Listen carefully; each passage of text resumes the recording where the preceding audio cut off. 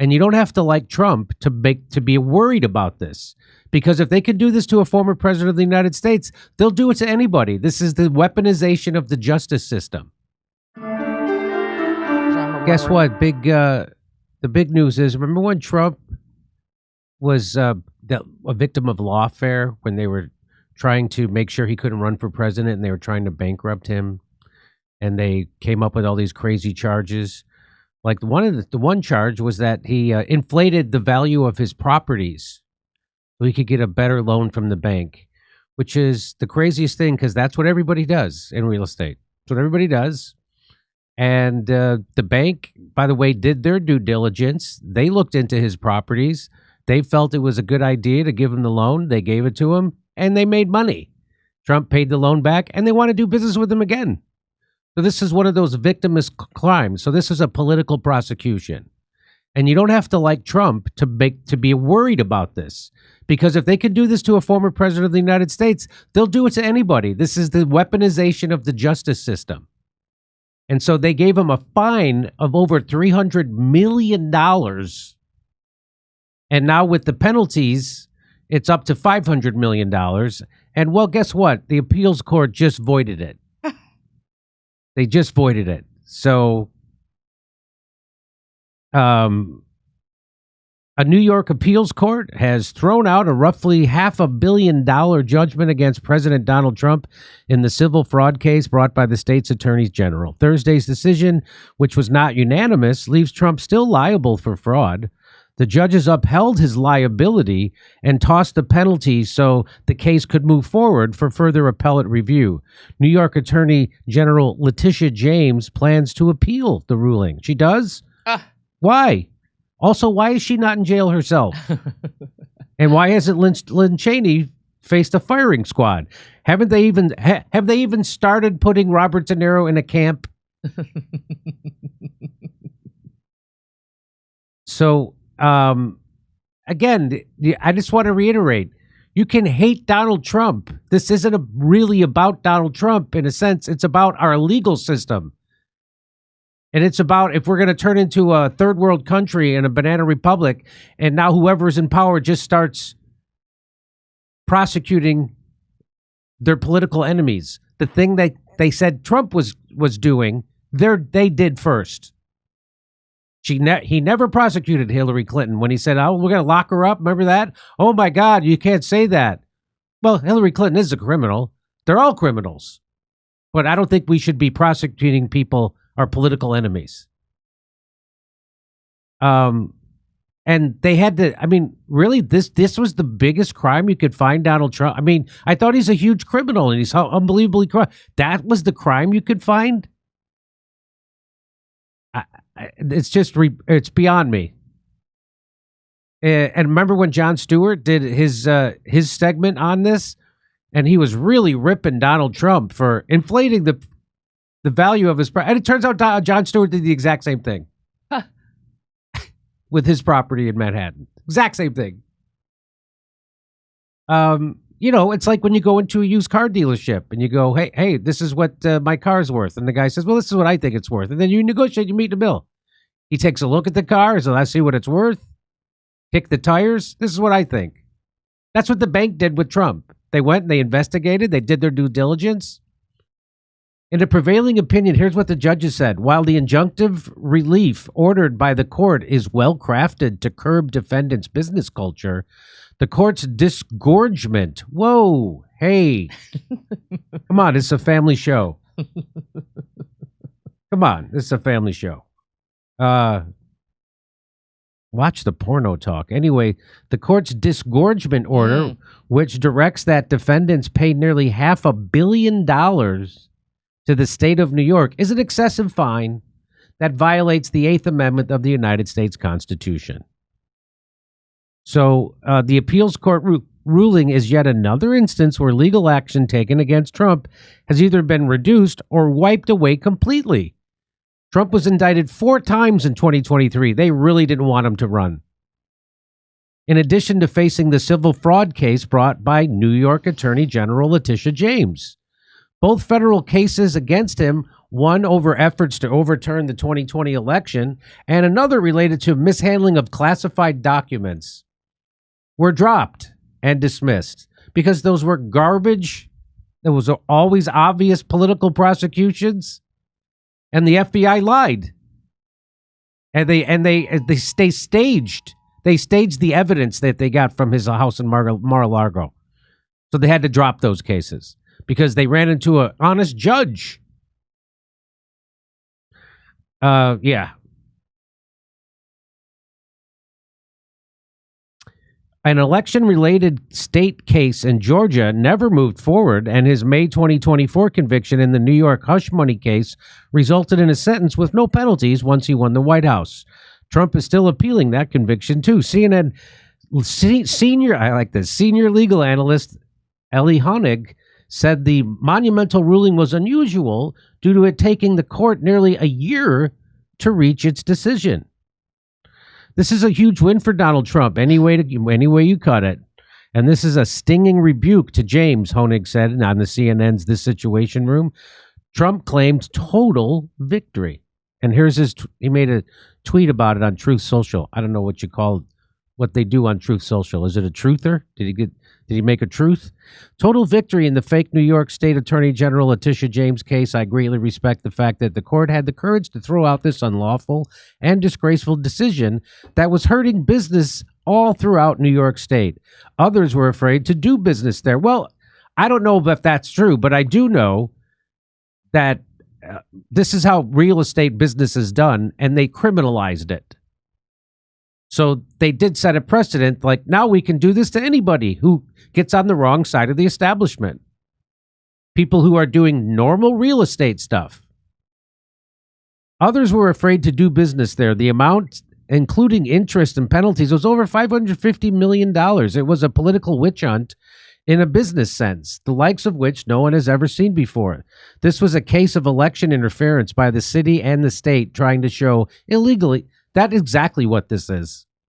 It's really, I mean, again, you can hate Donald Trump. And that was the case I remember I tried to make to Cornel West when he came on the show. Like, if they can do this to him, a former president of the United States, they'll do this to you. As soon as the establishment wants to get rid of you, or if you become a problem, they'll do this to you. They'll do it to Bernie Sanders. They'll do it to anybody. I did things that were wrong when, in fact, everything I did was absolutely correct and even perfect. I like that he says that, even perfect. He said it's a huge win. Is it bigger than the election? I don't know. Too bad Trump couldn't apply that same perfect correctness to Gaza genocide. Am I right?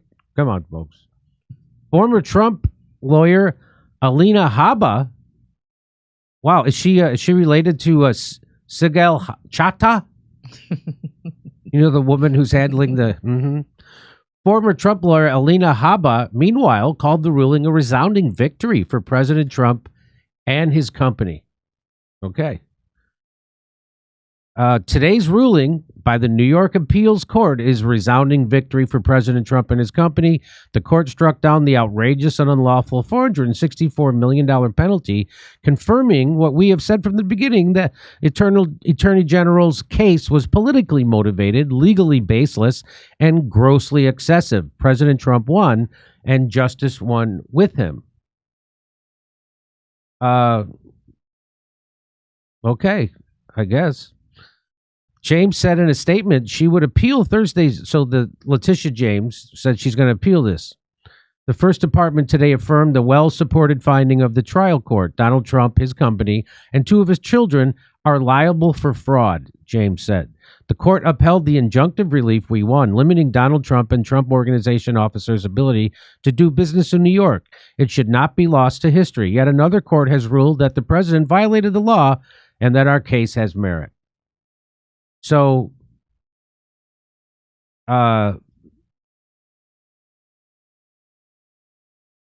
James brought the sweeping civil case against Trump, his adult children, and the Trump Organization in 2022, alleging they inflated the value of its properties to mislead lenders and insurers. Oh, you know, those bankers are so easily tricked.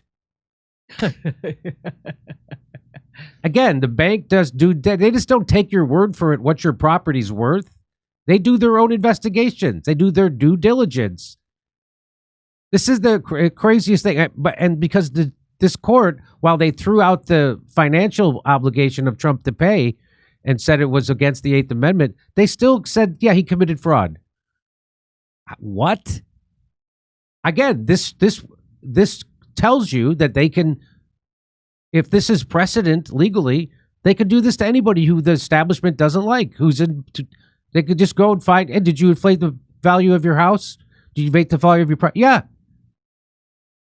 Trump, his adult sons, and his company were found liable in February 2024, a decision where Judge Arthur Engoron, who's a complete fraud, leveled a $354 million fine. 4 judges agreed that the lower state court correctly found Trump and the other defendants liable for fraud and agreed that James had the right to bring the civil action under New York's executive law, a long-debated interpretation of the statute. We agree with the Supreme Court that the Attorney General acted well within her lawful power in bringing this action and that she vindicated a public interest in doing so, the opinion says. Well, I just think that's complete garbage. Again,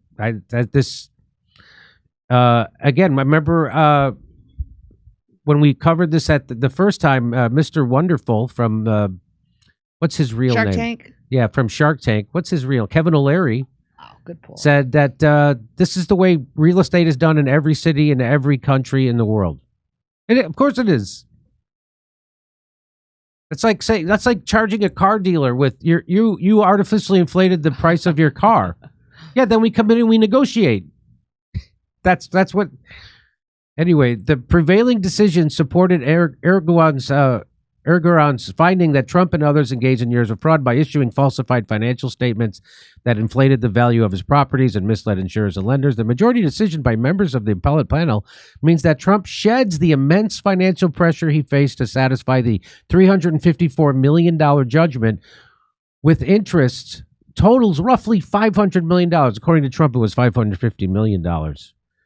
And Justice David Friedman argued in a standalone opinion that the entire complaint should be dismissed and accused James of being driven by political motivations. Again, you can hate Donald Trump and still agree with that. I do. I agree with that. And you know, my affection for Donald Trump is at an all-time low. So plainly, her ultimate goal was not market hygiene, as posited by the Justice Moulton, but political hygiene, ending with the derailment of President Trump's political career and the destruction of his real estate business. The voters have obviously rendered a verdict on his political career. This bench today unanimously derails the effort to destroy his business, Friedman wrote.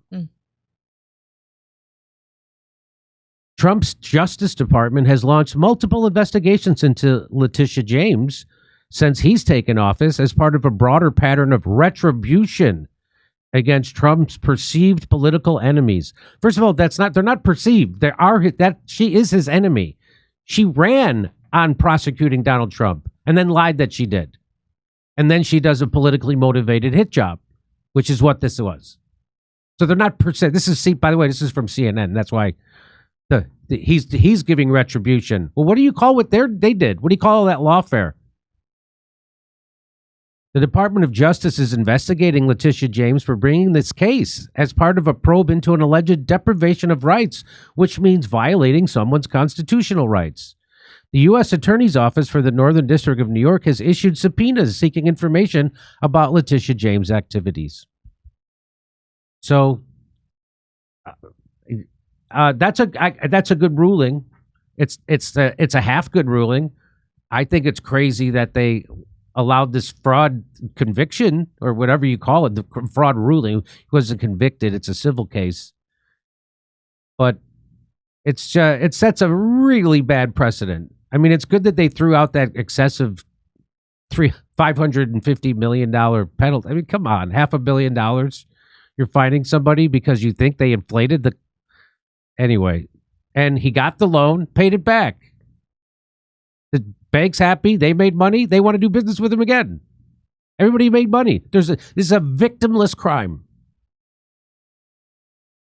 Just like my comedy this Saturday in Rutherford, New Jersey. And then I'll be in Vancouver, Calgary, and Edmonton. Then I'll be in Chicago and Appleton, Wisconsin, and Fort Wayne and Louisville, Kentucky. And also, I'm going to be in, where is that place? Hermosa Beach, San Francisco, and Sacramento. Go to jimmydore.com for a link for tickets. See you there. Come see me on tour in Edmonton, Calgary, Vancouver, Appleton, Wisconsin, Rosemont, Illinois, Chicago, Louisville, Fort Wayne, Indiana, Hermosa Beach, Sacramento, San Francisco. Go to jimmydore.com for a link for tickets.